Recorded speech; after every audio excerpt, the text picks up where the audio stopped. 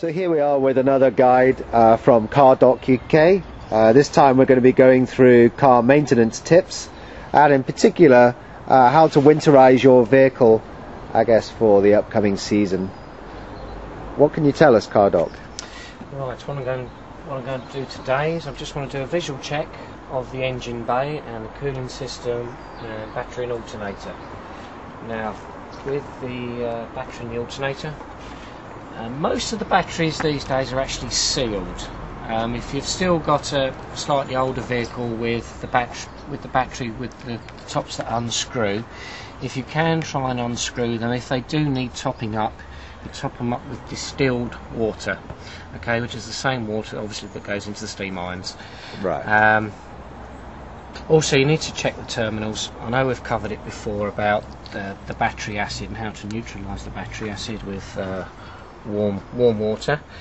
Checking the cables, making sure they're not perished, split. Also checking the earth point as well. Checking the condition of the terminals themselves. They seem okay. Now, we've already checked the alternator earlier, so we know the alternator's good. Have a quick visual check of the terminals. Also make sure there's no corrosion on there. Okay, which all looks good. Now I'm going to check the alternator output. Let's just make sure that it's charging well when you've got your heated rear screen on, you've got your headlights on, it's on a winter's day, and you're really loading up the engine. So I'm just going to start the engine and I'll check the alternator output.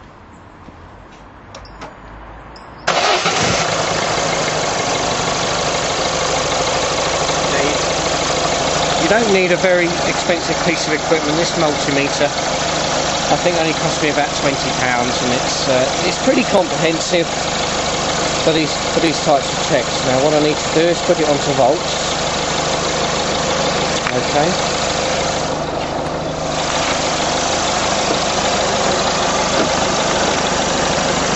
Now, what I'm going to do, I'll straight across the battery terminals. And check the output. Now that's charging 14.4 volts. Now that's just with the engine running, with no heater, lights or anything else switched on. Okay, 14.42, 14.43. So I know that's charging adequately, bearing in mind it's only 12 volts. Right. Now let's go and switch all the electricals.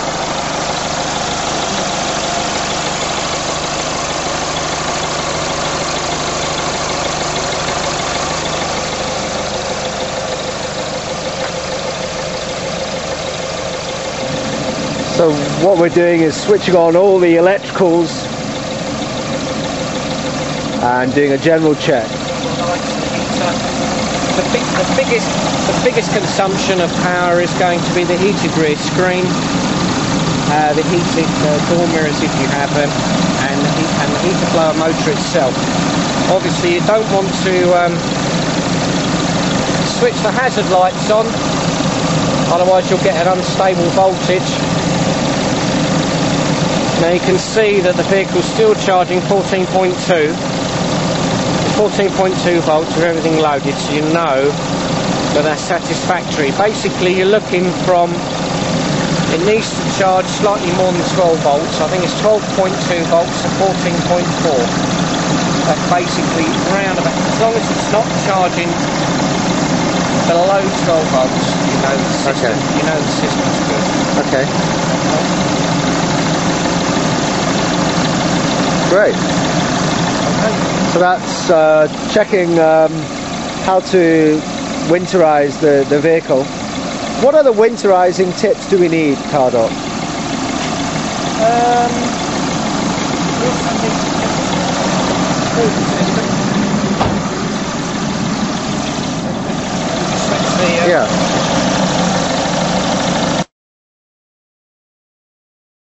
System. Now this vehicle's been run for about 10-15 minutes already, so I know that the coolant hoses are all warm. Now with the radiator, to make sure it's circulating properly, I'm just placing my hand over the radiator itself and checking that the temperatures are even. Okay, because obviously in the extreme cold, you don't always expect the radiator to get hot all the time, because it's going to be controlled by the thermostat, which just sits on the inlet side of the radiator. Okay, so do a good check of the hoses. Can't see any pipes chafing or split. Now I've also got to be careful of oil leaks, especially when it comes to coolant pipes, because the oil will start to attack the coolant pipes, cause them to swell, thus resulting in a loss of coolant by antifreeze. Okay, now these seem okay. And the fixings seem okay. So checking all the piping, the tubes, the radiator, and the heater hoses, which tend to sit at the back of the engine. Just have a good look at those. Now these heater pipes tend to run slightly hotter. Basically, it's the heater that gets warm first before the radiator does. right? So checking the heater hoses, making sure that they're up to temperature. What about the tyres, Alec?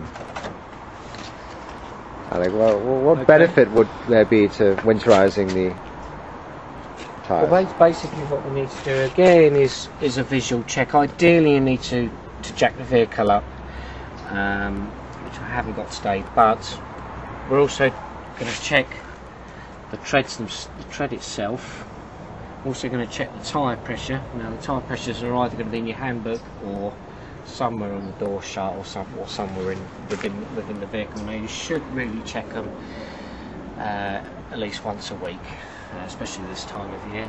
So you're also checking for splits if you can. In the outside walls, actually splits in the tread themselves. Now and you're also going to check the tread depths as well. Now basically it's the tyre wear limit is 1.6 millimetres, 3/4 of the width of the tyre. So now 3/4 of the width of the tyre is going to be roughly about I guess about there. Okay, so if it's beyond that, then they need to change the tyres. Ideally you need to have a tread depth gauge.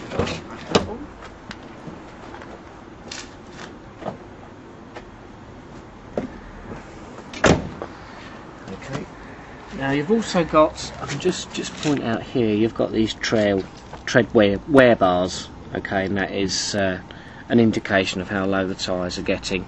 If they're flush with the tyre, then obviously you need to think about replacing the tyres. There's a tread depth gauge here.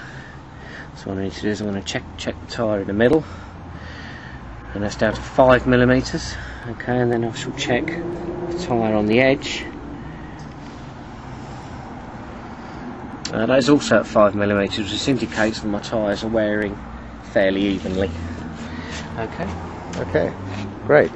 There's a brief video on how to check for winterizing your vehicle from car.com.